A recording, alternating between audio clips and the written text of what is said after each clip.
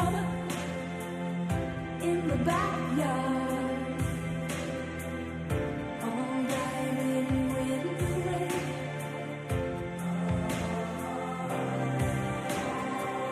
I know that living with your baby was sometimes hard, but I'm willing to give it another try. Nothing compares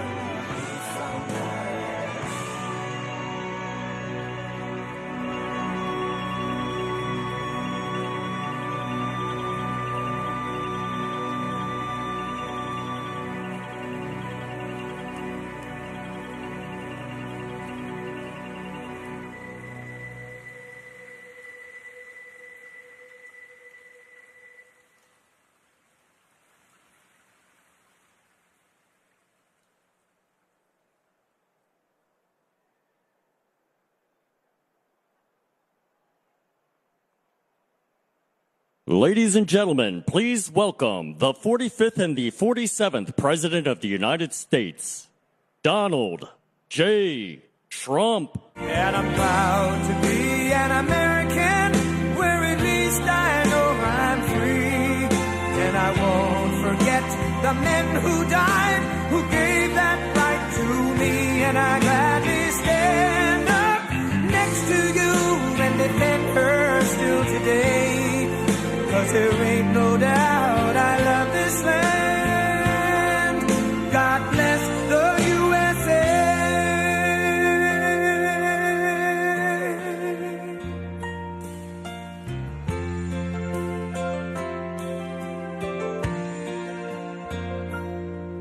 From the lakes of Minnesota to the hills of Tennessee, across the plains of Texas, from sea to shining sea, from Detroit down to Houston and New York to LA, where there's pride in every American heart, and it's time we stand and say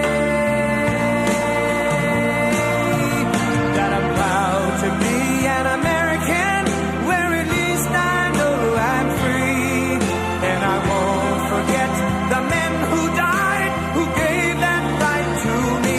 And I gladly stand up next to you and defend her still today. 'Cause there ain't no doubt I love this land. God bless the USA.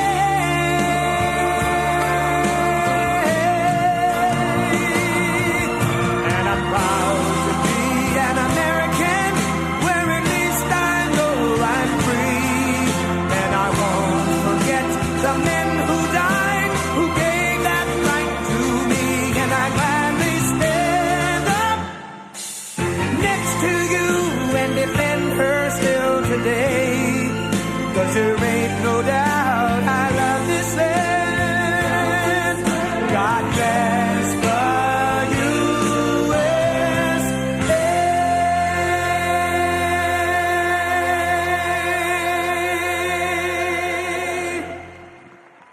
Well, thank you very much. This is a great room. And, we've done very well in this room before, but right now we broke every record. I just heard from Mike Johnson. He said, we broke every record, sir. There is over $35 million. That's not bad for an evening. For an evening, that's not bad. I wonder if you ever turn the room this way. It's interesting because I love real estate. I love ballrooms. I have nice ballrooms, a lot of them. I wonder if they ever turned it this way instead. So might be interesting. This way I'm not talking to a wall. They think they get a better view, but actually I'm not sure. But next time, maybe we'll have to worry about that next year. Well, we'll do 45 or 50 million, right? I mean, a lot of people, you broke your record attendance and you broke your money record, and that's a great tribute to the Republicans and the party and everything it stands for. And it's wonderful. And I want to thank especially Speaker Mike Johnson, because he's been incredible. And we have some unbelievable supporters of our House Republican majority with us, as you know, and with the help of everyone in this room. The next year's Republican Party is going to defy history. We're going to really defy it, and we already are. We're getting things done. It's going to be very interesting to see. This is going to be a very interesting year. We have an interesting time. We're making a fortune with tariffs, $2 billion a day. Do you believe it? I was told $2 billion a day. I get hit by the press about tariffs. We're making $2 billion. This isn't 35 million, that's peanuts. $2 billion a day. And then they say, gee, they don't know. This is only the enemy can be talking this way. In addition, we have a lot of countries coming to see us. They want to make a deal. And we're doing things that nobody's ever even thought about doing. And we're going to defeat the radical left Democrats who are out there complaining about everything. All they do is complain, and then they want to put men and women's sports and things like that. They want men and women's sports. They're still fighting for that. I saw this poor guy. You all know him. I won't mention his name. He's sort of a nice guy. He's a loser. He's a Democrat, but he's a loser. And he was fighting on a big show this morning We've got to have that. It's not fair that, essentially, that men aren't allowed to compete against women. Can you believe this guy? But let them do it. I say we shouldn't be fighting a lot of these things. Just let them go. And then just before the next election, we'll unleash on them, because it would be very sad if they actually change their policies. We don't want that to happen. But we're going to win the midterm elections, and we're going to have a tremendous, thundering landslide. I really believe that. And it's so important that we pass the big, beautiful bill, because that's going to be, and I really think we're helped a lot by the tariff situation that's going on, which is a good situation, not a bad. It's great. It's going to be legendary. You watch. Legendary in a positive way, I have to say. It's going to be legendary. But I really think it actually puts pressure on those few Republicans that just can't get there. You know what the alternative is? A Democrat bill or a chapter for the country. You know, we have the debt continuation. And they have to do this. They have to get there. And I think we are there. We had a great meeting today. I think we are there. But just in case there are a couple of Republicans out there, you just got to get there. Close your eyes and get there. It's a phenomenal bill. Stop grandstanding. Just stop grandstanding. Boy, oh boy, oh boy. You know, their policy, the Democrats, is horrible. It's horrible. Think of it, open borders. Just all of the horrible, stupid things they have. You don't have energy. You don't have anything. They've lost their confidence. Everything is bad. But the one thing, they always vote in unison. You don't see somebody that's holding up. I'm going to hold up. And the alternative is hell. You know, the alternative is hell.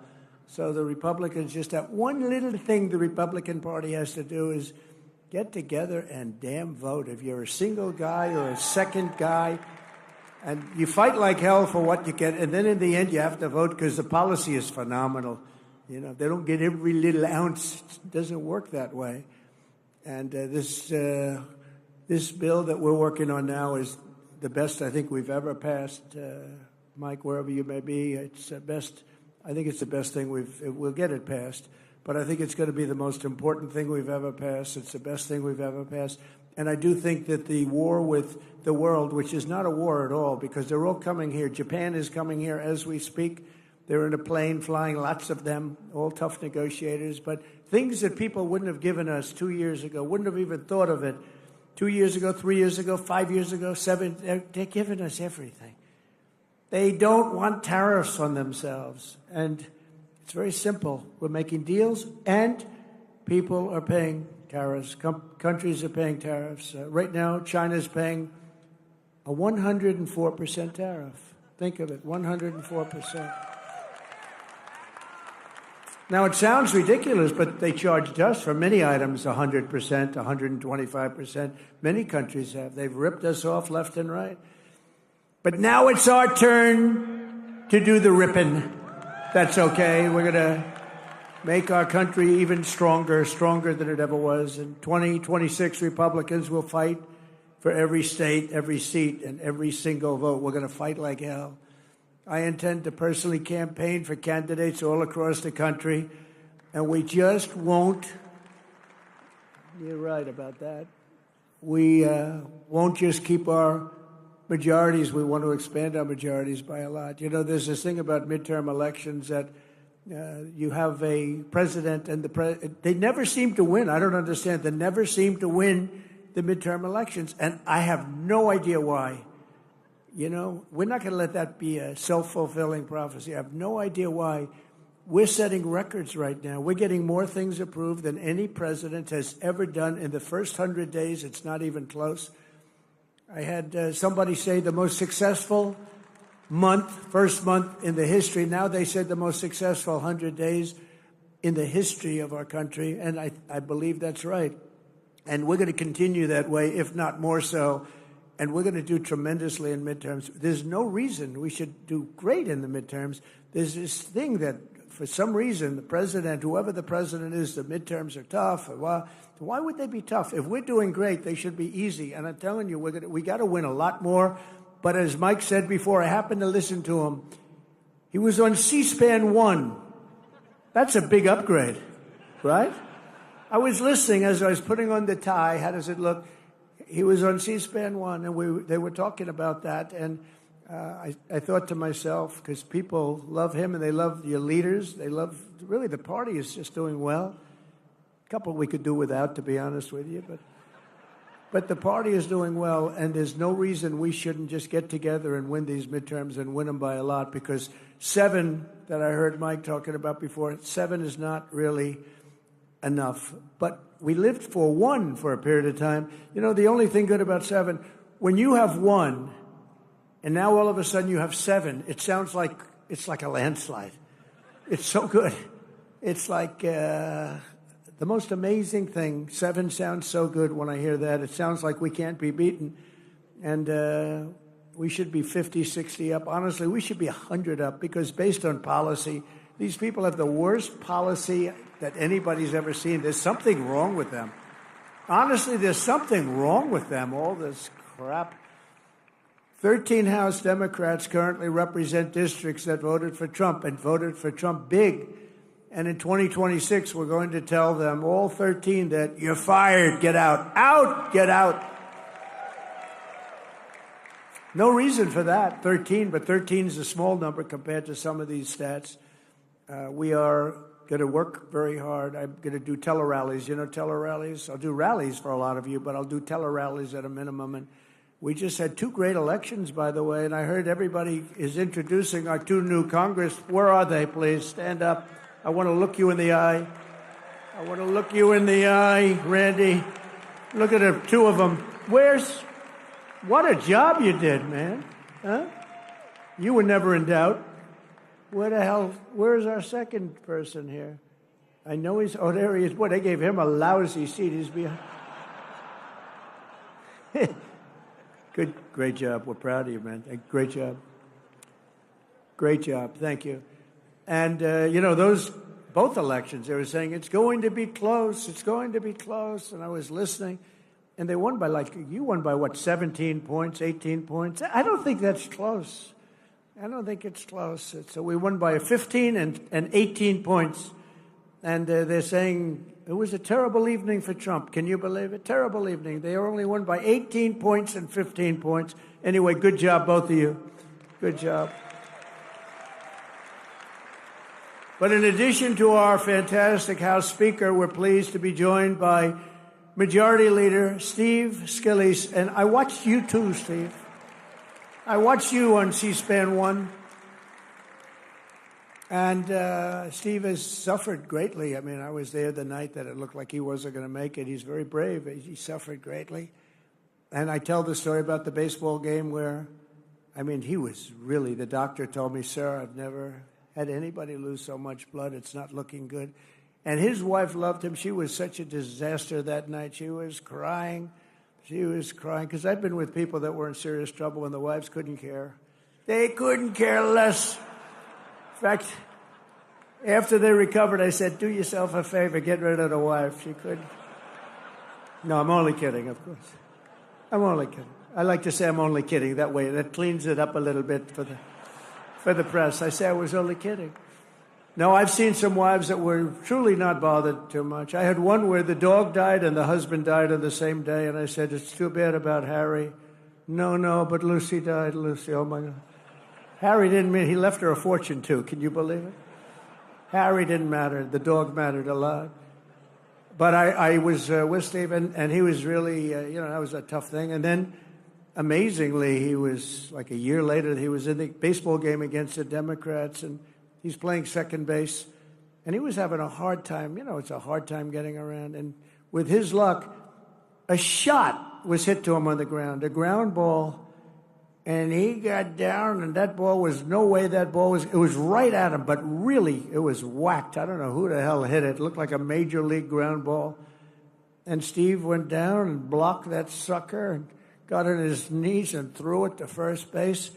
It was the most unbelievable thing that it could happen. This was God. This was God watching a game, I'm telling you. Does everybody remember that? He blocked it, or knocked the hell out of his foot. Not his glove, it was his foot. And he got down and grabbed the ball, threw it out, and got the runner by quite a bit. And they then took him out of the game. And I said, what a great move. That was a good manager. They took him out of the game because you can't improve on that, let me tell you. But he had great courage, and amazing how he's done. And he's been very special, and all of us know it. He's really done great. Another man I've really gotten to know a lot, and I think he's fantastic, is Tom Emmer, Majority Whip. I think he's fantastic. Where's Tom? Where's Tom? Where is our Tom? Because I want to see his wife. You know, his wife is better than him. He admits it. Oh, that's good. Hi, Tom. So where is she, Tom? Oh, no. She's not. She's home. She's watching C-SPAN. Yeah, I know. Thank you, Tom. Great job you do. And Lisa, you were up talking about Donald Trump tonight. And Lisa McLean, conference chair, she was talking about Trump. And I appreciate it, Lisa. Lisa, where are you, Lisa? This is like a roast. Thank you, darling. I saw your whole speech. I watched you and Steve and Mike. I watched the whole thing. Then they said, sir, we have to leave. You're going to be late. I said, I want to watch your speeches. And we have Richard Hudson, the NRCC chairman, who set the record tonight. Richard, great going. That's a great job. And Brian Jack, who was with me from day one of my political career, he was so fantastic. He was so fantastic. And he came to me, he said, do you think it would be okay? He wanted to run for Congress. He always wanted to run for Congress. It was the most important thing. But he was with me, knows so much about politics and boxing. He knows a lot about boxing, too, but he loves politics. But he really just wanted to run. I think his ambition was to be a congressman. And the seat came due. A good member of Congress actually retired, and Brian in Georgia. And Brian said, what do you think, sir? I said, well, you got my endorsement. And he won by a lot, and he's never looked back. He's a fantastic guy and a great political leader, a great politician. Brian Jack. Where are you, Brian? Where are you, Brian? Hi, Brian. Great job. I'm proud of you, Brian. And more than 160 members of Congress, and I'd like to really, you've done incredibly well. They're really looking back. And, you know, I said before, the Democrats have taken a lot of beatings. They have lost their confidence. They've gone crazy. They've gone crazy. How about this new one they have? Their new star, Crockett. How about her? Is that real? Are they serious about that? That's their new star? If that's their new star, they're in serious trouble. I mean, this is Crockett. Oh, man, oh, man. But we've done a job, but they've totally lost their confidence.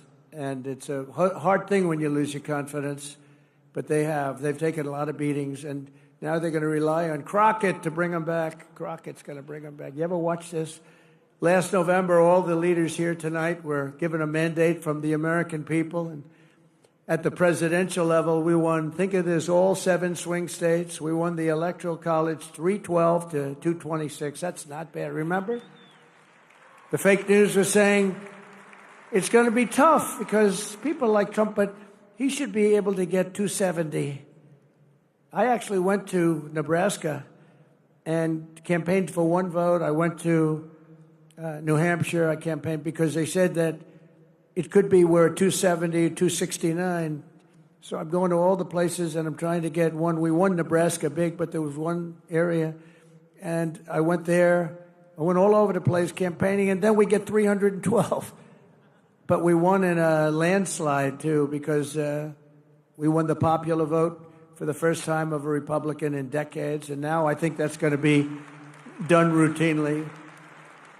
We won 85% of all counties in America, 525 for them and 2,725 for us. That's that map that you see. It's all red except for the 2 corners. They have a little blue, a little line of blue. For the first time in history, all 50 states shifted toward the Republican Party. First time in history. It's never happened. It's a shift. It shifted Republican. And today there are more registered Republicans than any time in the history of our country. How good? How about that? Meanwhile, approval ratings for the Democrat Party have plunged to the lowest level ever recorded. They're at 26%. So you tell me about the midterms, right? 26, the lowest level ever for either party. The Republican Party is a much bigger party now than it was ever before. And I must say that it's the biggest now since you heard the name Donald J. Trump running as a politician. You heard the name before, but not as a politician. I said to my wife, I think I'm going to do this thing. Do I have your approval? Yes, darling, I think you'll win. See, she's a supportive First Lady. I don't know if she believed it or not, but she said it. She said, yes, darling, I think you'll win. How do you think I'll do? Oh, darling, you'll win very easily, even though I've never done it before. I said, I have one problem. I've never done it before.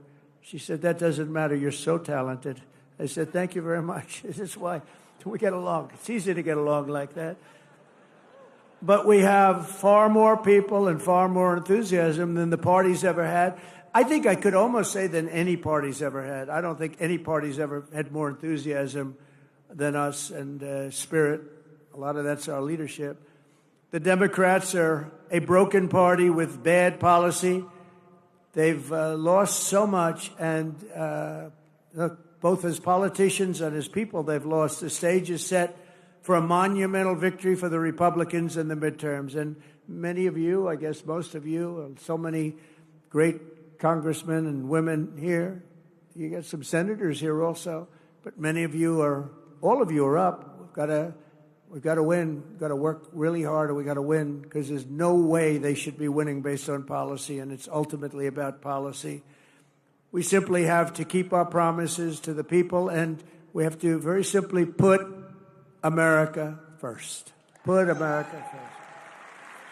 And I said, I ran on common sense. I ran it sounds like a phrase that would have been used. I don't know. Nobody tells me it was used in politics before. Now everybody's using it. I see the Democrats, some Democrat guy who was just real sleazeball, got up.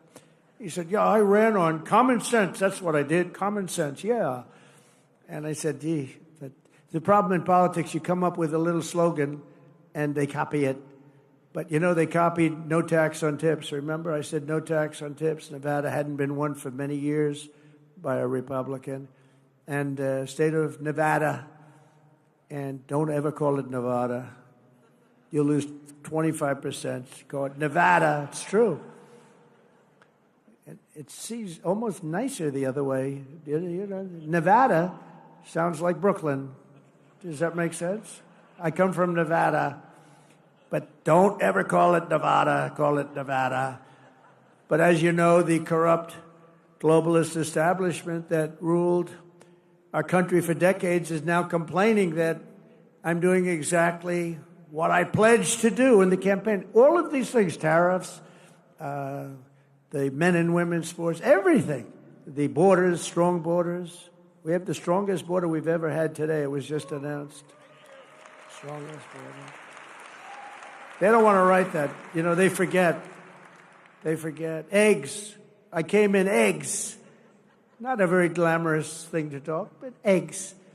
I was in for 1 week, and they said, egg prices are soaring. I said, I've just been here. I didn't know this, please. I didn't know it. The fake news, they're going, egg prices are soaring. I said, man, I just got here. Let me know about it. What's going on with eggs? Tell me. So they gave me a little bit of a thing, and it's true. Under Biden, they soared like double, tripled, quadrupled. You couldn't even get them. They were not available. They said, don't use eggs for Easter. Use the plastic alternative plastic. We got, at Mar-a-Lago, we got plastic eggs all over the place. They said, don't use it for Easter. If you're doing an Easter egg hunt, do not use eggs. Well, we have a wonderful Secretary of Agriculture, as you know, Brooke Rollins. She's here someplace, I think. And she went after it. When she goes after something, we don't play games, right, Brooke? And egg prices are down now 87%, and you have all the eggs you want, 87%. And they didn't write about it. They don't talk about it. I go up, I make speeches about eggs all the time. I never get a reporter writing about it because we were successful.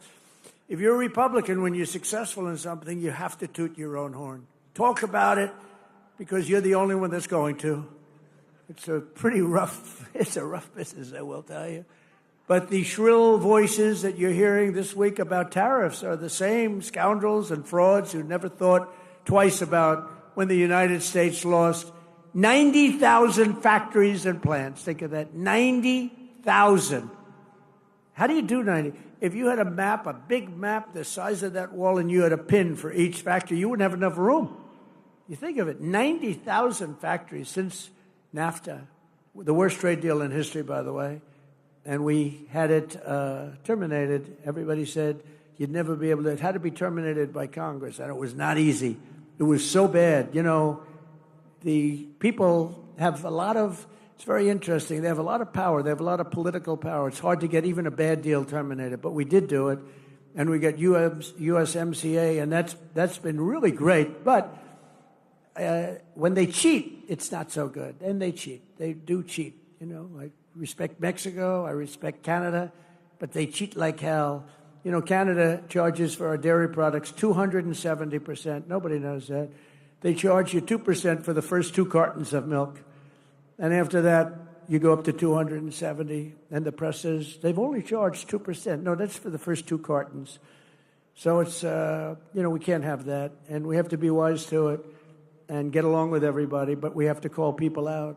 6 million manufacturing jobs were lost since NAFTA when 21 million illegal aliens poured across our borders. Think of that, many of whom were violent criminals, murderers, drug lords, and the mentally insane. Insane asylums were closed. They used to go crazy when I talk about Hannibal Lecter, the late, great Hannibal Lecter, right? Silence of the Lambs. The fake news would say, why does he talk about that? He's a fictional character. He's actually not. We have many of them that came across the board. It's actually not. But when the people went to the voting booth, then we understood why he talked about that, because they voted for us. They said, we don't want Hannibal Lecter in our country. The great Hannibal Lecter, he was a very important force. But the press would go absolutely crazy if I mentioned Hannibal Lecter's name, because they said he's a fictional character. No, but it was making a point, and the point is they're emptying mental institutions and insane asylums. Not anymore, they're not. Insane asylums into our country. We had numbers, the likes of which nobody's ever seen anything like it. Other countries, I deal with other countries all the time. I am right now on tariffs where they want to make a deal with us. We don't necessarily want to make a deal with them. We're happy the way we are, taking our $2 billion a day. But they want to make a deal with us, and they talk about it, and they say, we cannot believe that they had open borders. These are countries, they have, you know, they have borders, and they don't let people into their country. They can't understand how. They did it because they're sick or they're crazy. There's something really wrong with these people. But the same people now telling me about how to deal with China are the ones who sold out America for decades to China. For decades, they gave up to China. I'm the only one that you know how much? China's paid almost $700 billion in tariffs under me. And then they say, Donald Trump hasn't been tough on China. They say Trump hasn't been tough on Russia. Okay, here's the story. Nord Stream 2. Did anybody ever hear of it? It's the biggest pipeline in the world. I closed it. Russia had it. I closed it. Putin told me that's the worst thing. You're supposed to be friendly with me. I'd hate to see you as my enemy. I closed Nord Stream 2. When Biden got in, he opened it up immediately. It serviced all of Europe, going to Germany. It serviced all of Europe. We closed it, and they say, oh, he wasn't tough on Russia. I was very tough with the sanctions and everything else. And by the way, just for your information, we're trying like hell to get the fighting stopped between Russia and Ukraine. A thing that never would have happened if the election wasn't rigged. We had a rigged election. And we can say it and say it loud and say it proud because the election was rigged and we can't let that stuff happen anymore. Go to paper ballots, go to same-day voting, go to voter ID, go to citizenship. You have to prove your citizenship, a little piece of paper, and you won't have it. Sort of disappointing because a lot of Republican governors, they could do that. Same-day voting, paper ballots, very sophisticated paper, actually. It's all watermarked. You can't cheat. Very hard to cheat. France went that way. They were like us, and they were, having very bad elections, very crooked elections. They had 37 million people. They voted. They had a winner. They had a loser. They went home. That was it. 10 o'clock in the evening was over. With us, You ever see, we have these machines that cost a fortune, and they say, we think we're going to have the final vote tally in 2.5 weeks. And wait a minute, this is election day. You ever see where in California they were counting votes 4 weeks later? And then they say, and by the way, all paper costs 8% of the machines. Why is it that Republican governors aren't going to it, okay? What's going on with our Republican governors? If nothing else, you say, even if it was just the same, and it's not, nothing's foolproof when it comes to voting, but it's pretty close. But it costs 8%. In other words, you can have your election 8% the cost of the machines, and you get an accurate count. So it's pretty amazing. They gave us NAFTA, mass illegal immigration, the Democrats did, the fake Paris Climate Accord, and the China's entry into the World Trade Organization. That was a wonderful day for us. China entered the World Trade. They've done pretty good. And, they didn't do things exactly by the books. And they were a developing nation. They still are. They say, we are a developing nation. We should be entitled to more. And our people say, oh, that's right, they're developing. They're not developing, we're developing. Look at some of our inner cities. We got to develop them. But we can't let the Democrats get away with this stuff. But we're developing more than they are. The globalists have been wrong about everything, and so I wear their attack on me because nobody has ever been attacked like a man named Donald J. Trump. In the history of our country, nobody's ever, but I wear it as a badge of honor. Nobody has ever been attacked. I was under more investigations than the late, great Al Capone. He was the most violent criminal. He was the most violent mob boss in history, and I was under investigation far more than him. It wasn't even close. Our opponents are not afraid that our America First policies will fail. They're terrified that our strategy will succeed and we're going to get bigger and stronger and better as a party, and that's what's happening, and that is what's happening. It's going to be something, and I'm actually looking forward to the midterms. I really are. We're going to prove that all of their treasonous years of betrayal will not be forgotten because it's treason. What they did is treason. When they allowed millions of people to pour in through open borders from all over the world, they came. To me, that's treason. What they've done to our country is unthinkable. The money we have to spend to take people out, and then we have judges that say, no, let Tren de Aragua come back into our country. They want him to come back in. Killers, they cut off a man's fingers because did you, sir, make a phone call to the police in Colorado? Yes, I did. You've attacked us and you've taken over our building.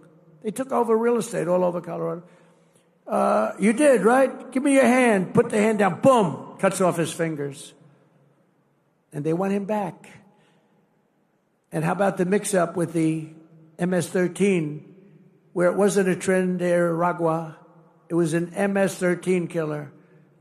And they said, oh, they got to mix up. Let's get them back into our country.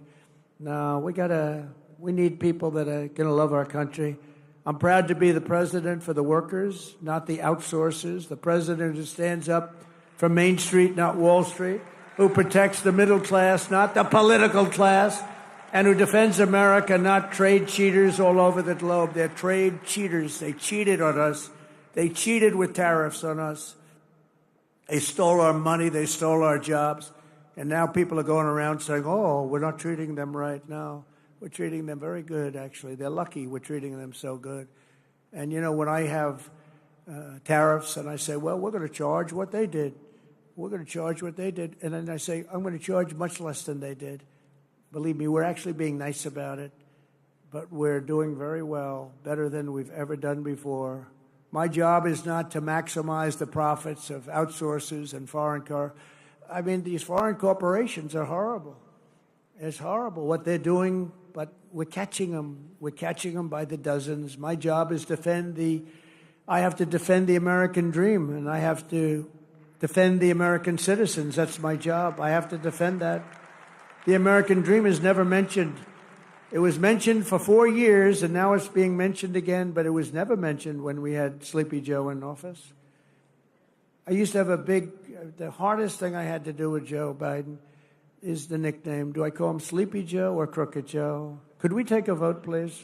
Who wants to call him Crooked Joe? Who wants to call him Sleepy Joe? That's my problem. It's like the same. They both work. They both work beautifully. Joe had one ability that I didn't have. He said he was a good golfer. He's terrible. Somebody said the only time I got angry during our debate when he said he was a 6 handicap. He's not a 6. He's not a 36, okay? But he had one ability that I don't have. He was able to go to a beach, bathing suit in tow, because it looked like it was actually falling off. But he'd go, had a hard time walking through the sand because, sand is heavy on your feet. Carrying one of those 6-ounce chairs that are made out of aluminum that if you weigh a little bit too much, it just cracks in the middle when you sit down. And he could sit down in a beach with photographers on the beach. He's the president, so he had a minimum of photographers, but he still had photographers. And he could fall asleep. Who the hell could do that? Who could fall asleep? And he'd turn around and drool would be coming out. He didn't care. His wife didn't care. It's an ability that I could never fall asleep under those circumstances. I'd be very conscious of my body and what we look like. I'd be sitting up like this. Then I'd say, darling, it's time to go. Let's get out of here. Well, it wouldn't most people. I mean, this guy could go to the beach, and he was out in seconds. Guys are shooting him. He'd be in the papers the next day, eyes closed, mouth open. The United States has been getting ripped off for 50 years, and we're simply not going to take it anymore, and that's what's happening right now. In 1950, the United States dominated global auto production, producing more than 75% of all of the cars on Earth. Think of that, 75% and even higher before that. Today, we produce 11%, while China produces 3 times more than we do. Let me tell you something. With the tariffs that we're doing, as you know, we have tariffs on automobiles, aluminum, steel, separate from the other tariffs, the baseline we call it. Companies are pouring back into our country with plants. There's a run on sites. There's a run on old plants. Most of them are being ripped down for new plants. They've stopped building in Mexico, 4 or 5 plants, and they're all coming into the United States. I know what the hell I'm doing. I know what I'm doing. And you know what I'm doing, too. That's why you vote for me. And the chip makers are coming in. They're all coming in. We've never had anything like this. We have investment, they think, of about $7 trillion. And that's been in a month and a half. Think of that. For the first, you got to give me a little time to get warmed up with that. So let's take the first couple of weeks off. For about a month and a half, we got almost $7 trillion spoken for. Trillion. We've never had that. I don't know if we've ever had it at any time. But if you go back and look at Biden and these other campaigns, any of them, they didn't have those numbers for the year. These are the biggest chip makers in the world, the biggest auto manufacturers in the world. $7 trillion of investment, and that means jobs. I look at it differently, not investment. I look at it as jobs. And they're coming in at levels that we've never seen before. And it is true that Mexico, they've stopped building plants, and those plants are now going to be built in the United States of America. So it's pretty exciting.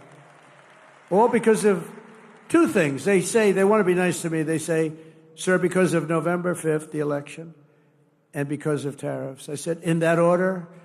And the smart ones say, yes, sir. First was that you got elected, and second was tariffs. And I'll accept that, But I will tell you because of tariffs. But I'm the only one that would have done the tariffs because everybody was afraid. They were afraid of being criticized because the globalists will go after you. For 7 decades, American ships have patrolled the seas. American troops have kept the pace and peace. And American wealth has enriched the globe.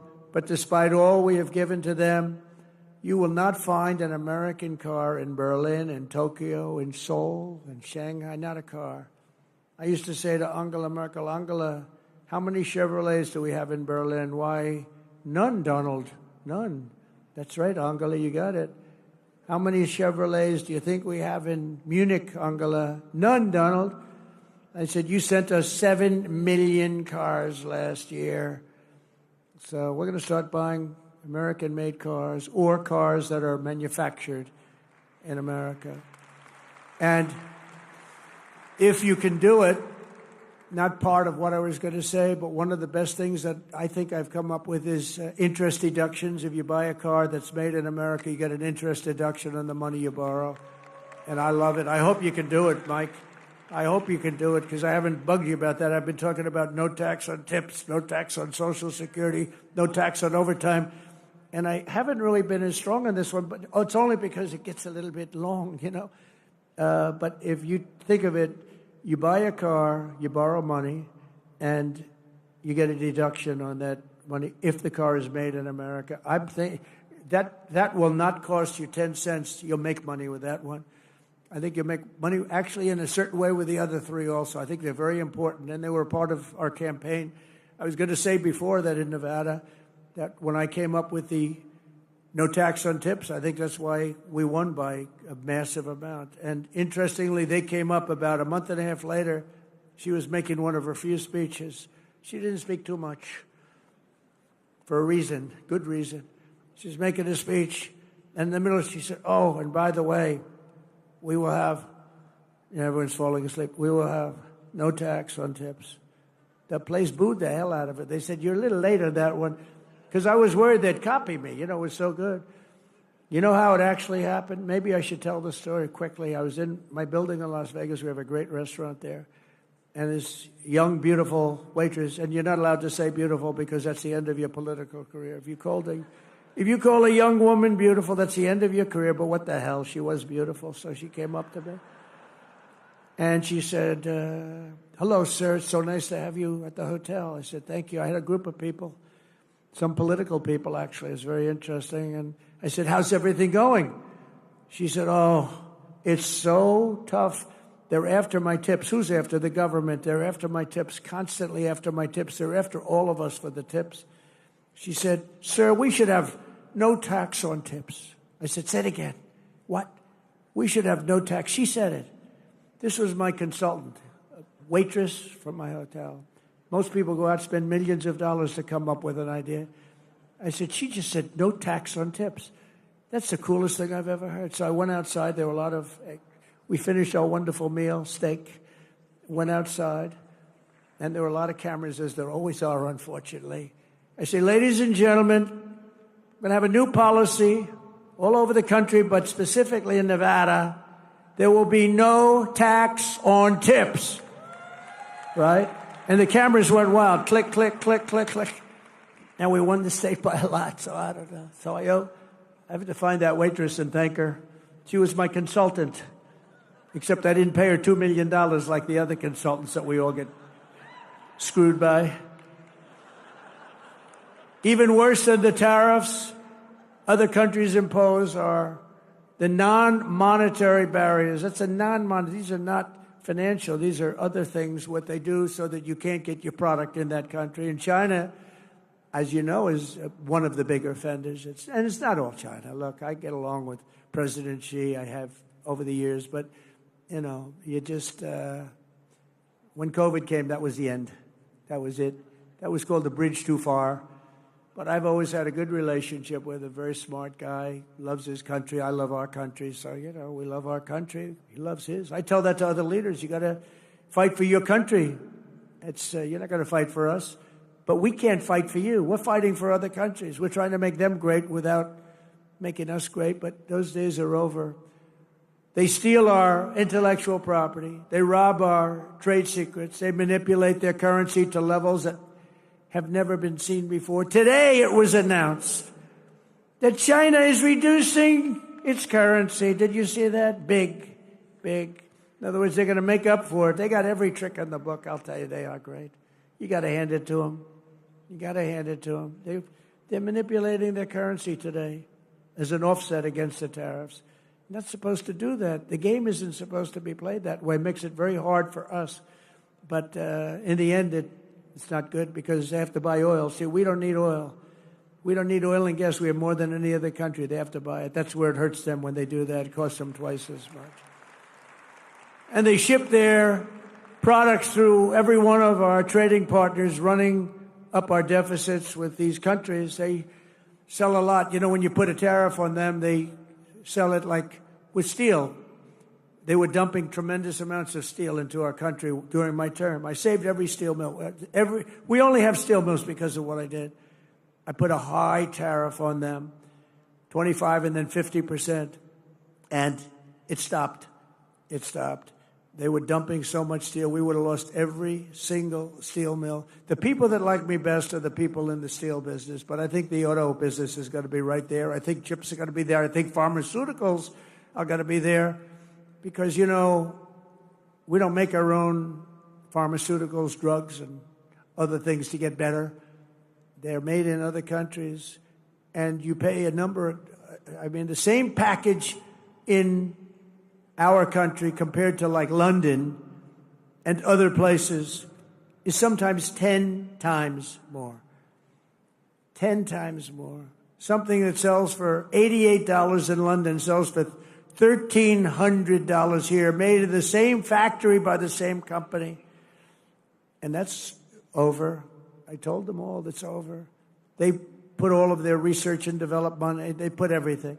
But what they don't tell you is that these other countries are smart. They say you can't charge more than $88, otherwise you can't sell your product. And the drug companies listen to them.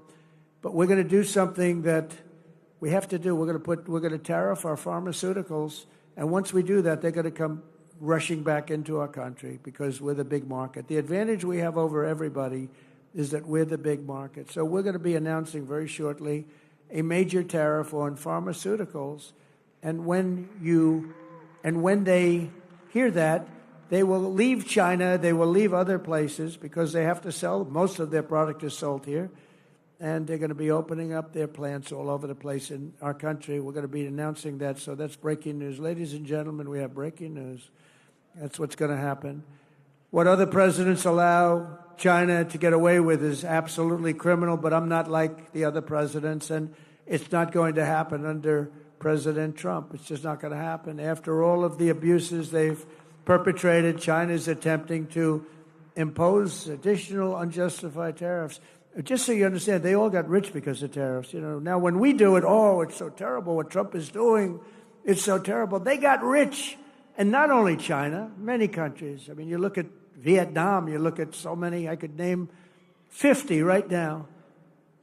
Biden couldn't do that. He couldn't name any. Name one country. Name any country. What's the name of our country? He doesn't know. That's why additional tariffs on Chinese goods are in place effective midnight tonight at 104%. Until they make a deal with us, that's what it's going to be. I think they'll make a deal at some point. China will. They want to make a deal. They really do. They want to make a deal. They just don't know how to get it started because they're proud people. China will now pay a big number to our Treasury. This is all taxes. And don't let them keep telling you that this is a tax on our people. I hate that. You know, they say it's a tax. No. Often, much of it is paid. And hey, look what happened during my first term. We had no inflation, and yet I took in hundreds of billions of dollars in tariffs and taxes from China. No other president got 10 cents in tariffs or taxes from China. I got hundreds of billions of dollars. Hundreds of billions of dollars. And I still got along with them because they understood what they were doing was wrong. They understood it. It's when you explain it, they sit up, they say, I've had numerous leaders tell me, you're right, sir. I was waiting for you to bring this up. Because some of the trade deals that were made by predecessors as president were so bad, you almost wonder who did these deals. They were either crooked or stupid. There can be nothing else. They were either stupid or crooked. It's terrible, but it's all being changed. I changed a lot of it in the first 4 years, but it's all being changed. You know, in the first 4 years, we had the most successful country in history in terms of economics. We had an 88% increase in the stock markets. We had an 88% increase. There's never been any president that had an 88% increase. We had 88%.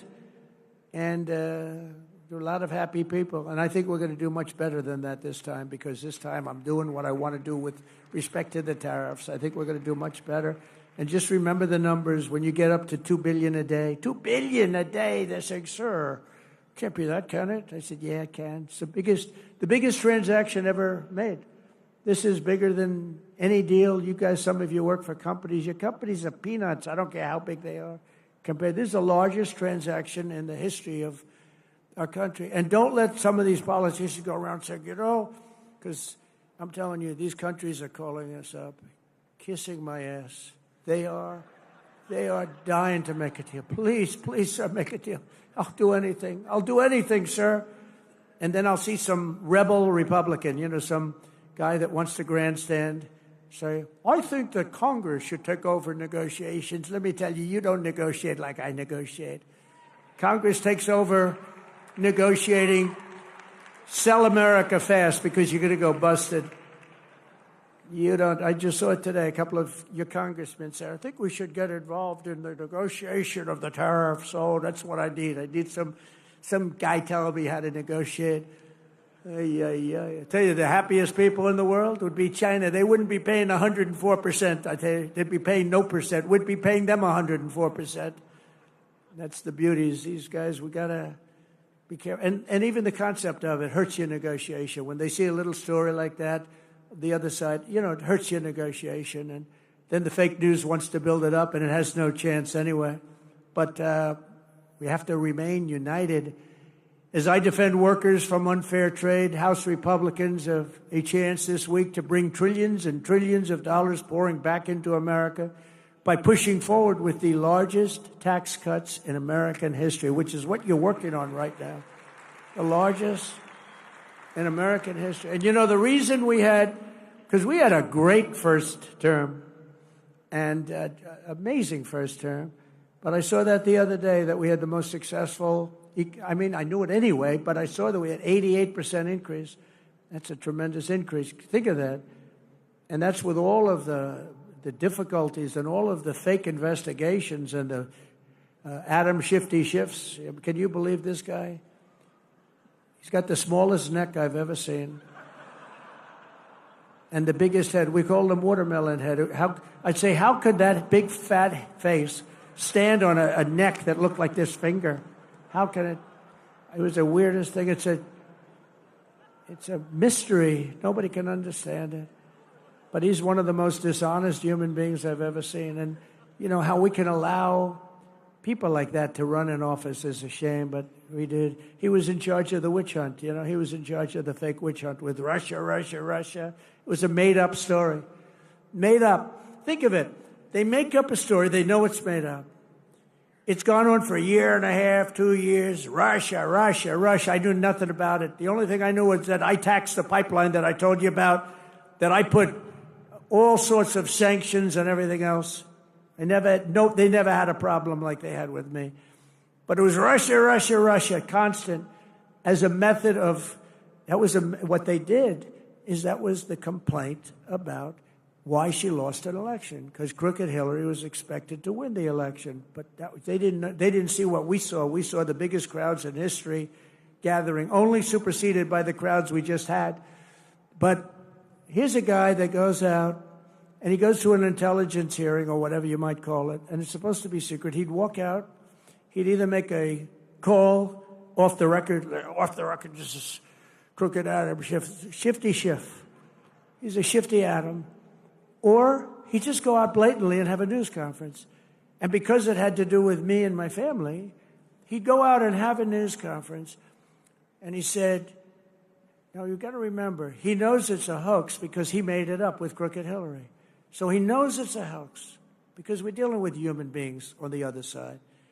He'd say, Donald Trump Jr., the son of the President of the United States, will spend many years in prison because of what he's done with Russia. Now, think of that statement on a human basis. I have a son, a young son, who was being told that he's going for prison on something he doesn't even know what they're talking about. He said, Dad, I don't know what's going on. They keep talking about I'm involved with Russia. I don't know anything about Russia. I swear to you, Dad. And yet, Adam Schiff goes out and makes a statement about a hoax that he made up that he knows is false. How bad a human being do you have to be? They put my son and my family through that kind of trauma. These are bad people. These are sick degenerates. And I used to be much nicer to them. I gave them the benefit of the doubt, but I've just seen too much. They make up a story about Russia. It was a hoax. And eventually, now they've all admitted it was a hoax. On to the next one. That's Russia, Russia, Russia. But they know it's a hoax. And they say about a young man that he's going to spend the rest of his life in prison because of what he's done with Russia. He knows it's a hoax. How bad do you have to be to have that happen to your son?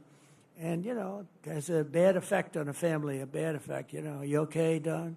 I am, dead, but I don't understand. They keep tying me to Russia. I don't know anything about Russia. He didn't know a damn thing about Russia.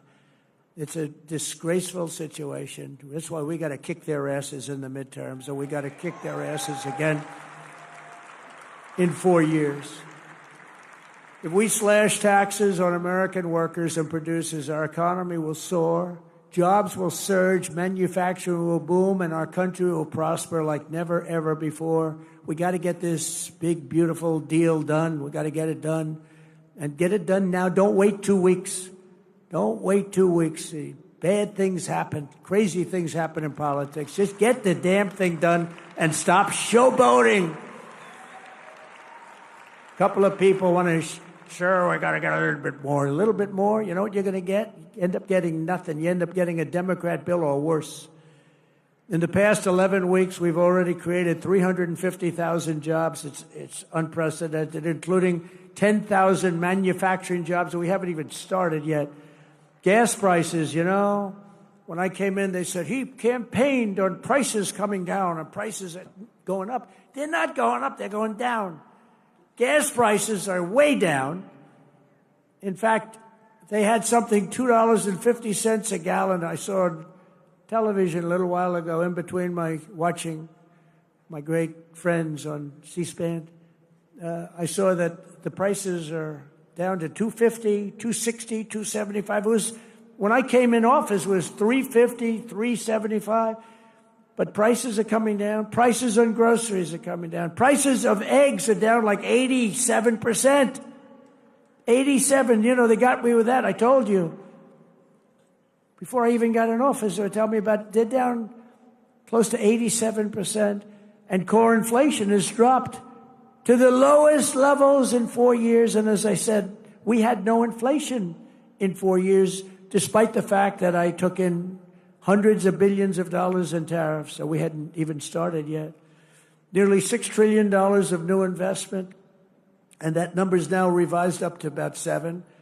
Apple, great company, is spending $500 billion because of tariffs. $500 billion, not 500 million, that's a lot. 500 million, you know, when I first heard the number, I said, you mean 500 million? You can build a lot of plants for... No, sir, 500 billion. 500 billion? TSMC, the biggest, most powerful chip maker in the world. This is without that stupid CHIP Act, where they say, here's billions of dollars to a company that doesn't need it. These chip companies are loaded. They give these companies billions of dollars to build a plant in the United States. They don't build them in the United States. They keep the money. It looks good. They give them billions. No. TSMC, I gave them no money. Great company. Most powerful in the world, biggest chip company in the world. They're spending $200 billion in Arizona building one of the biggest plants in the world. And that's without money. All I did is say, if you don't build your plant here, you're going to pay a big tax, 25, maybe 50, maybe 75, maybe 100%. NVIDIA is investing hundreds of billions of dollars. Johnson & Johnson is investing $55 billion. Eli Lilly is investing $27 billion. DeMac is investing $20 billion. We have billions and billions being invested by Merck, Clarios, Stellantis, General Motors, Honda, Nissan, Hyundai. All are putting in billions and billions and billions of dollars. They're buying sites all over their building because they don't want to have to pay 25 and 50% tariffs. They're all doing it And I think they also have confidence in the country. They have a president that they have confidence in. I know many of them. With the help of people in this room, we are one big, beautiful bill signing away from the greatest economy in the history of the world.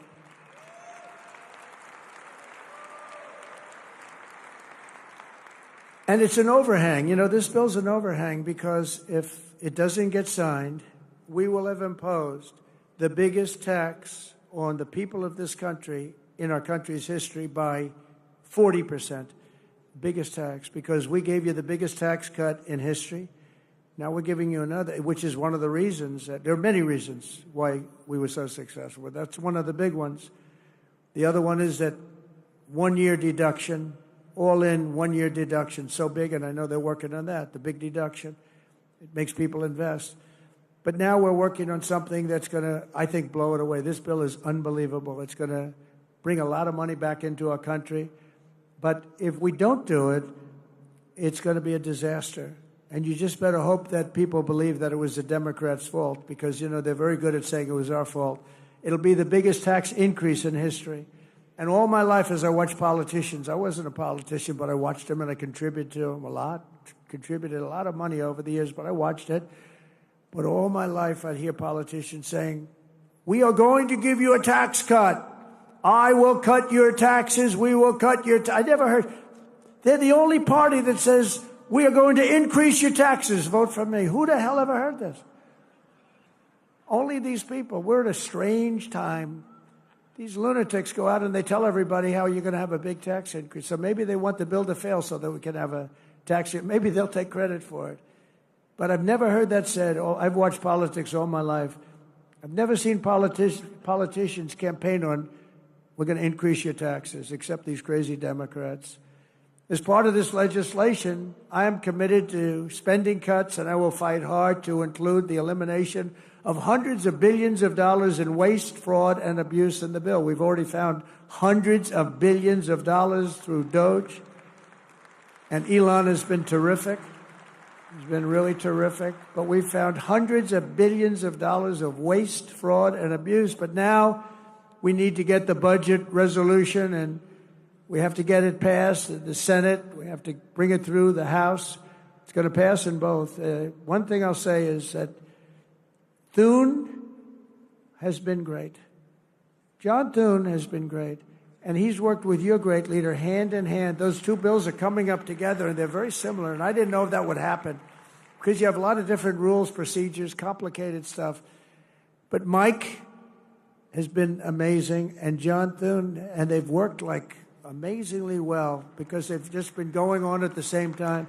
And we're ready to get this thing done and beyond and get rid of the debt hangover ceiling that's a disaster for our country and for everybody, and to give people the biggest tax cuts they've ever had, because we're going to add them both up together. It'll be the biggest tax cuts. It'll blow away the tax cuts that we got them 4 years ago. If we follow through on this agenda, we will be rewarded with a phenomenal economy and a massive victory at the ballot box in 2026, because we will have a record of triumph like no president has ever had, like no Congress has ever had. They will not be able to even touch your seat. Your seat is secure, and we'll pick up 40, 50, or even 60 seats, and we'll have something that's going to be smooth sailing for years to come. If we don't get it done because of stupidity or a couple of people that want to show how great they are, you just have to laugh at them or smile at them or cry right in their face. In less than 3 months, our new administration has already accomplished more than most administrations achieve in 4 years or 8 years, and everybody says it. And we have to have this stuff documented and approved. In a matter of weeks, we've achieved the lowest level of illegal border crossings in American history. They have a plaza in front in Tijuana, Mexico. I wouldn't advise going there on a trip, but nevertheless, they have a plaza, a big plaza, held hundreds of thousands of people. Yesterday morning, there were none. There was a man sweeping this massive plate of concrete, massive. And he was sweeping the concrete, and there was nobody there. During the same period last year, Joe Biden released more than 184,000 illegal aliens into our country. Think of it. Many of these people were from jails and mental institutions, as I said. Since my inauguration, we've released a grand total of nine. And they were all, in all cases, medical emergencies. We did that for medical emergency reasons. Last month, we officially designated Tren de Aragua, MS-13, and the Mexican drug cartels as foreign terrorist organizations. And thanks to the Supreme Court yesterday, and today we had a big ruling too. We had a very big ruling today. But we will continue to deport these monsters under the Alien Enemies Act. Think of that, Alien Enemies Act. Can you believe it? All things we wouldn't have had to do if the election weren't rigged. Now, in reconciliation, we need Republicans in Congress to give us the full funding to permanently secure the border and to carry out. That's part of what we're asking for. Who could fight that? We want to permanently secure. Without a border or without fair elections and without a good press, you don't have a country. Well, we have a lousy press. We now have a good border. And we're going to get good elections pretty soon. There's a lot of clamor for it. I think it's something that you should work on. You should go out and put a bill in demanding. You demand. You know, because the states are just an agent of the federal government, of you. You're to demand paper ballots. You're to demand one-day elections. You know what they do when it's longer than one day? All of a sudden, well, we're fixing the room up. Move those boxes. We're putting an air conditioner. Oh, really? We'll move the boxes back in a few days. Well, we're painting the room. Please move the boxes. And you notice the boxes go out and then they move back in about half the number. Oh, it's so sick. One-day election. You don't need any more than that. One-day election, paper ballots. I think you should put a bill in. I mean, I don't know. Who's in favor of a bill? Who could not want it? Who could not want it? But I think you should do a bill in that. I think it would be so popular. And more importantly than popular, it's so necessary. You have to have great elections. You have to have fair and free elections. And you've got to have borders. Otherwise, you don't have a country. To quickly bring down the cost of energy and lower the price of everything, on day one, I declared a national energy emergency to drill, baby, drill. We're drilling. Oh, we're drilling. I withdrew from the unbelievably expensive for us, the Paris Climate Accord. So we were paying, it would have cost us $1 trillion, $1 trillion. China doesn't come into it till like 2035. Russia's based on a 1992 standard when the air was dirty. India was based on a very low standard. Except the United States, we had to pay immediately. We would have spent trillions of dollars on that scam. And it sounds so nice. The Paris Climate Accord, what a beautiful name. Isn't it beautiful? It was a ripoff of the United States. Well, don't forget, I'm negotiating with these people, but if you really look, the European Union, why was that set up? It was set up to screw the United States of America. They formed a group of countries, got together, and let's make life miserable for the United States of America on trade and other things, and they have done that. They've done that. They've treated us very badly. We don't sell cars into the European Union. They won't take our agriculture. They want their own, but we take their agriculture, we take their cars by the millions. I terminated the Green New scam, one of the great scams, one of the great hoaxes in the history of our country, only superseded by Russia hoax. I canceled Joe Biden's insane electric vehicle mandate where everybody had to have an electric vehicle in a very short period of time. Everybody was forced to have an electric vehicle. They built some power stations in the Midwest. They look like gas pumps with electricity, right? They spent $8 billion, and 4 of the 9 of them don't work. 4 of 9, they built 9 or 8, but half of them don't work. They spent $8 billion bringing the cables, bringing the wires. What a great investment that was. Billions of dollars they spent. Now people can go out and buy a gasoline-powered car or hybrid. They can buy whatever they want. We don't want hydrogen because they have some big problems. They blow up, and you never see who is driving the car. You're not recognizable. That's a big problem. They were telling me about, sir, I'm really liking hydrogen cars. I said, but isn't there a problem? Yes, they tend to blow up on occasion. I said, how bad is it? Well, we found body parts 250 yards away from the car. We think it was Mr. Jones, but we're going to go to see his dentist and see if we can. So if you have one of those incidents, let's forget it, right? It's a bomb. It's a bomb. I don't want him to work. I actually said, don't work on it. Between that and windmills, you can have windmills too. Most expensive form of energy ever. Anybody have a windmill by your house? Congratulations, you'll never sell your house. And today I signed historic executive orders to unleash coal production to the highest levels ever.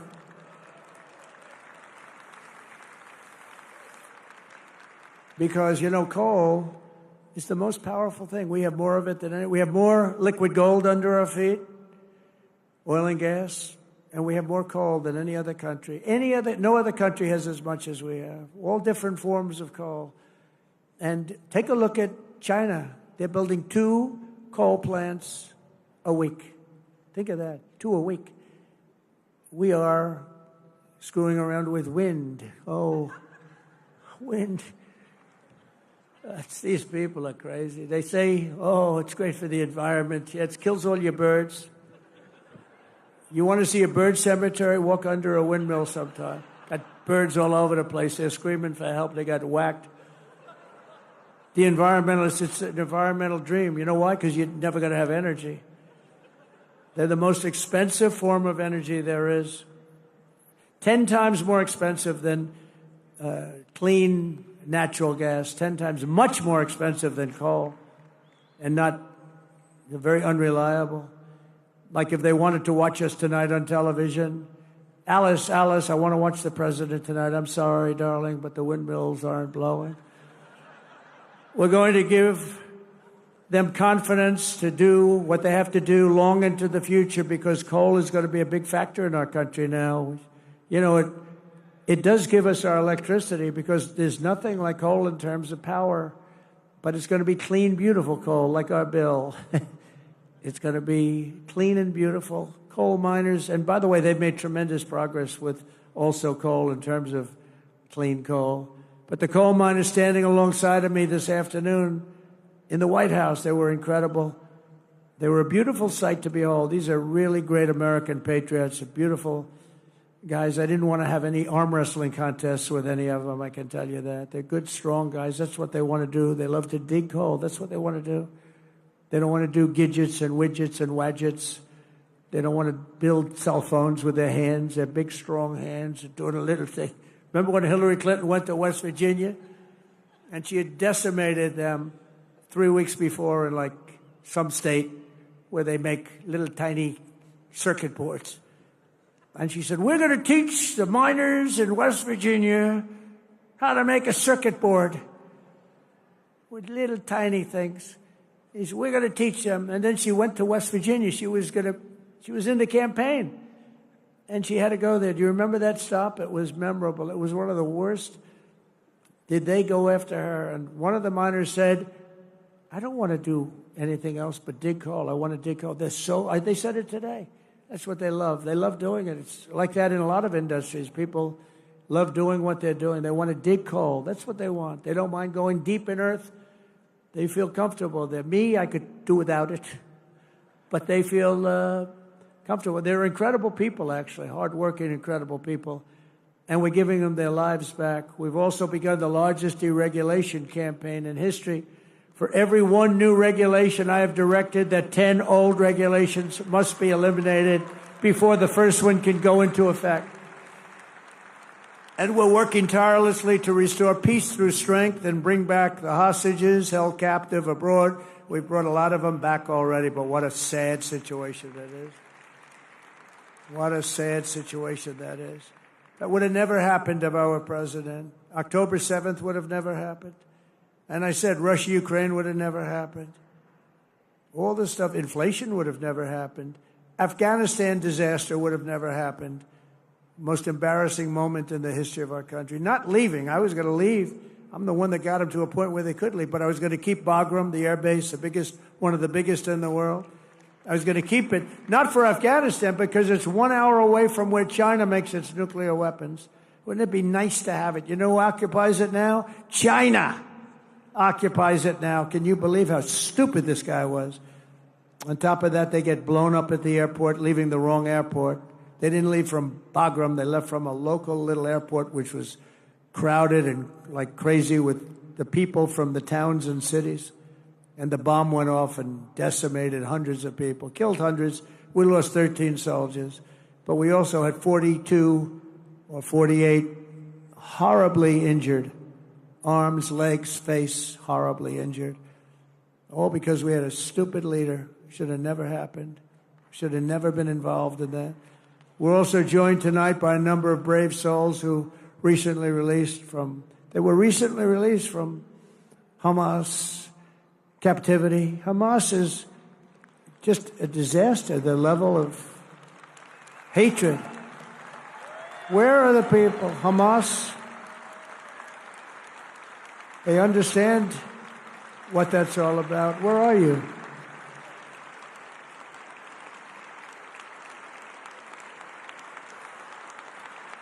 That's great. How does it feel to be out? How does that feel to be out, huh? You want to come up here for a second? Come on up here. Come on up here. Come on up. Yeah, let them up, please. That's great. That's great. I'll tell you, these people, what they had to go through. I had 10 hostages in my office 2 weeks ago. What they had to go through is just horrible. Come on up. That's great.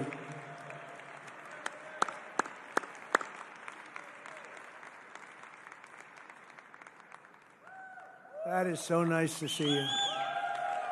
That is so nice.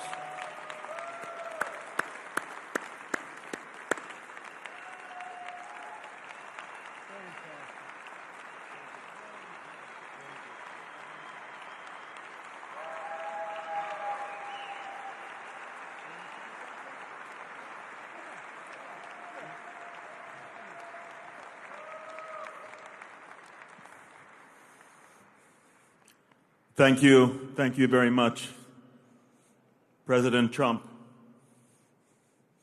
I'm here, and I'm alive. President Trump, you saved my life.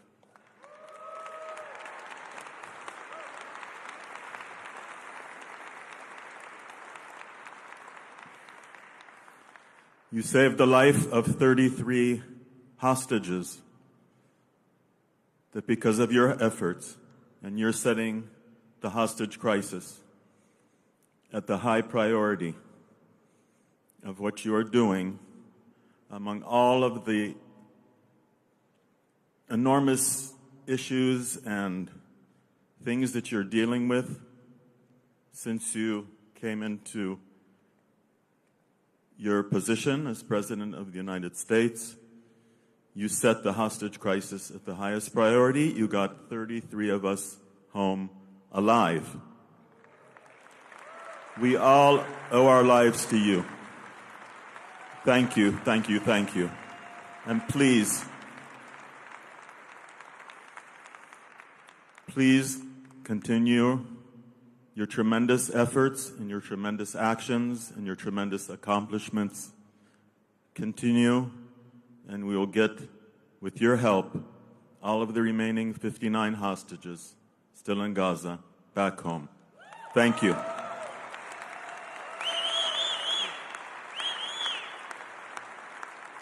Thank you, President Trump, for bringing my Keith home.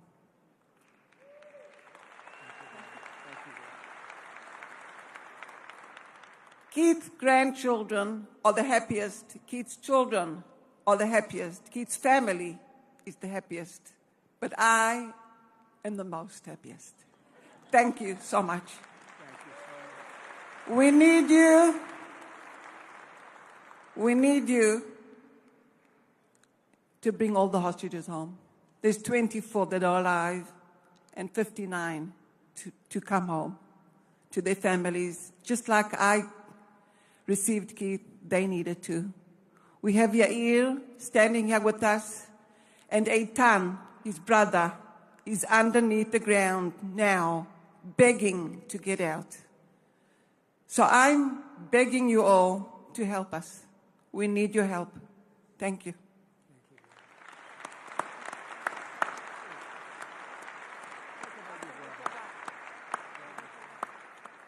So, my name is Yair. I've been in hell for 498 days. I've been held in hell with Hamas terrorists.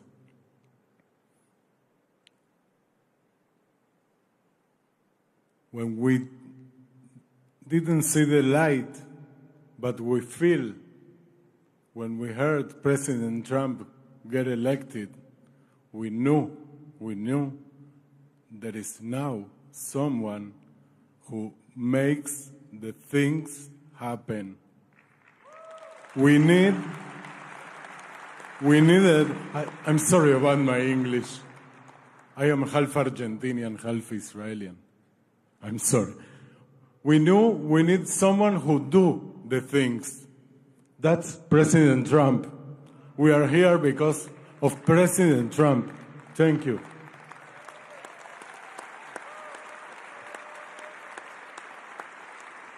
Thank you for your efforts. It's really surreal to be here. You know, I'm a simple man. I'm running the bar in the kibbutz in Niroz, where I was live, and now I'm here with President Trump, who's running the world.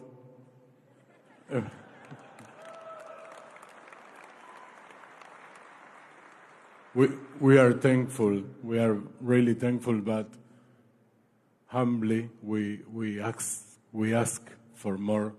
The last push, the last 59 people, the last 59 hostages, among them my brother Eitan, and what is Liran brothers, Zivi and Gali and Eviatar, all the brothers, all the families. In a few days we mark the Passover, right? Pesach. It's a family.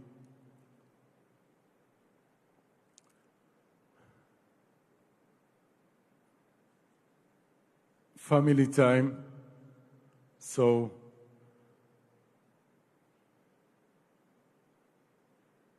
I expect that in the next Seder,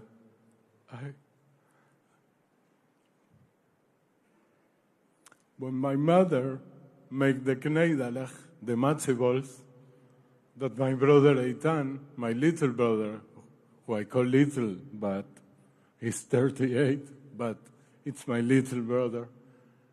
I hope he can sit with us in the Seder of Passover, and wow, it's overwhelming. I just want to tell you again, thank you. Thank you very much.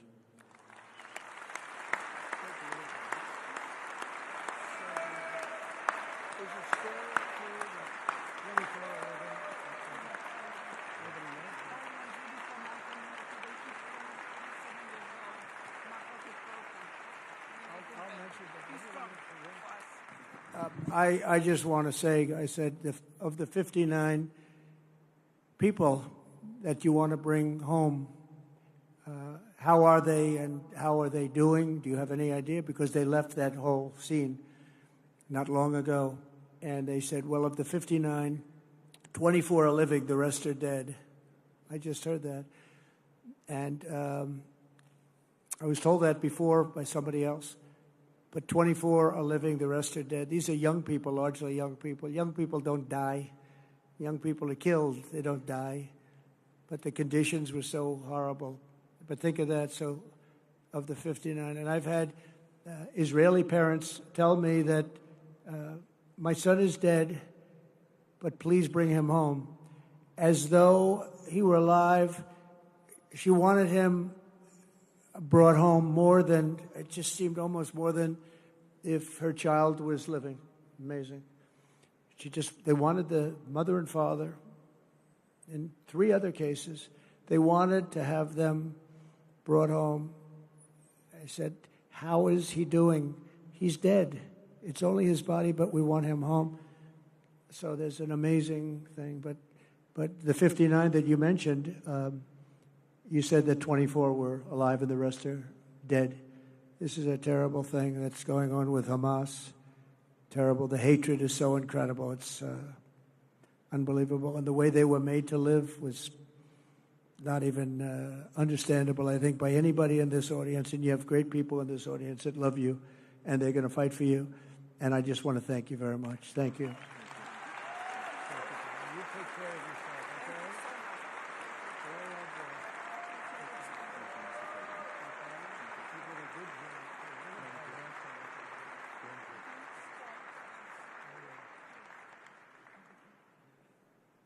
Thank you very much. Thank you. We'll get him back. Be careful.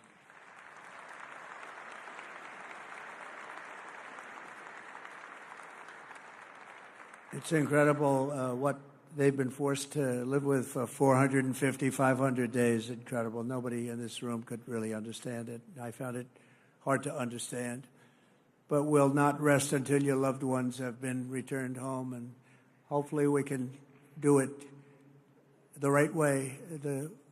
We want to get those 24 out really fast, and we're working on it very hard. There was no chance before. This is something that should have been done right at the beginning during the past administration. On day one, we ended the so-called diversity, equity, and inclusion policies across the entire federal government, the private sector, and it's just not even allowed. I also signed an order making it the official policy of the United States government that there are only 2 genders, male and female. We want to keep it simple.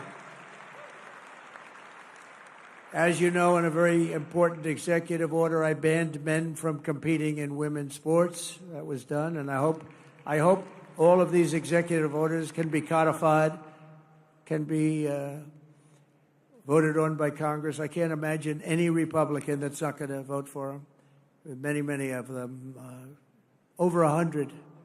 And I think every single one of them is just common sense, good. It's good politics, but the word politics doesn't matter to me so much. It's good for our country. If Democrats retake the House next year, they will try to reverse all of the progress that we've made, which is record-setting progress. Instead of House committees run by Mike Johnson, Steve Scalise, Jim Jordan, James Comer, Ronnie Jackson, and so many other of our friends in this audience, the House will be run by the same band of radicals and lunatics you saw at my address to Congress, including Hakeem Jeffries, AOC, Ilhan Omar, Nancy Crazy Pelosi, and Weird Al Green. He's a weird dude. Oh, he should have been treated very badly for the way he behaved that night. Think of it, they didn't stand up. They didn't pay respect to anybody, including, think of it, you take a look at Laken Riley, you take a look at any of the people there, the parents of these incredible people, the young boy with cancer, serious cancer, wanted to be in a police department, would give anything to be a policeman someday. They refused to even applaud or acknowledge them. They're sick. There's something wrong with them. They sat as the stories were explained. 2 young ladies savagely killed by illegal aliens. They came into our country and they killed these 2 young ladies, and the Democrats sat there. They didn't smile. They didn't clap. They didn't do anything. I think you frankly win the midterms. Just all you have to do is show a picture of these grieving parents, uncontrollably grieving, and they didn't get one clap out of the whole group of them. They just sat there like stoic and disgraceful. And you show that in your commercials that you're going to be putting on, and you'll win every race that we have in this room. That was a bad night for them, and now they know it. They're trying to make up for it. But they're just, I don't know, something wrong with them. That's why every day from now until November 2026, we're going to fight to elect and expand the Republican majority of the House and save our country from these radical left lunatics. We will not be deterred. We will not stop. We will not yield, and we will never, ever back down. We're not going to back down. They would lose respect if you back down. They're the ones that back down. They're the ones that have lost their confidence. They're no good anymore. I saw politicians that were good politicians 4 years ago. They're not good politicians anymore. They've lost their confidence. They've totally lost their confidence. But they can get their confidence back, so you can't rely on that too much, I guess. Together we're liberating our country, reclaiming our wealth, unleashing our energy, protecting our children, rebuilding our military, repelling the invaders, deporting the criminals, destroying the gangs, and unlocking what history will know as the golden age of America. This is going to be the golden age of America.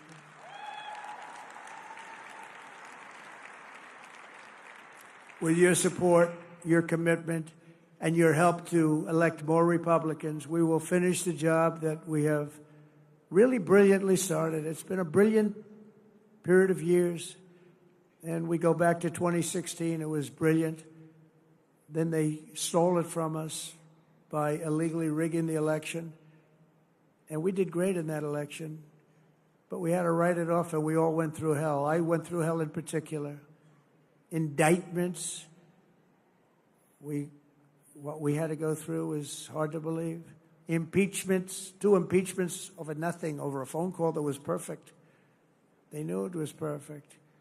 And they found out after they realized that the calls were essentially taped by the government because you were talking to a foreign leader. And when that was played back, they didn't know what the hell to do. But they went forward with it anyway because they're sick people. The American dream will come roaring back in our country. Together, we're going to make America greater than it's ever been before. And I just want to thank you and congratulations on your record evening.